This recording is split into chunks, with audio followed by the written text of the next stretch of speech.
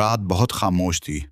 हुआ आहिस्ता आहिस्ता चल रही थी और एक पुराना घर अंधेरे में डूबा हुआ था।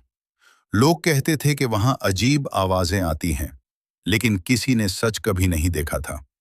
एक रात अहमद अपने दोस्तों के साथ हिम्मत करके उस घर के अंदर गया। जैसे ही वो अंदर दाखिल हुए, दरवाजा जोर से बंद हो गया।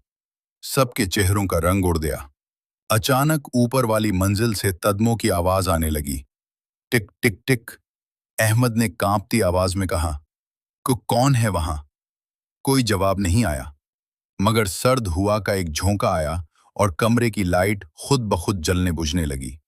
दोस्त खौफ से चीख पड़े। फिर अचानक एक अजीब सी आवाज सुनाई दी, "ये जगह छोड़ दो।"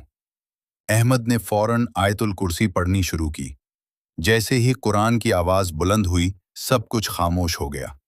कदमों की आवाज रुक गई और दरवाजा आहिस्ता से खुल गया।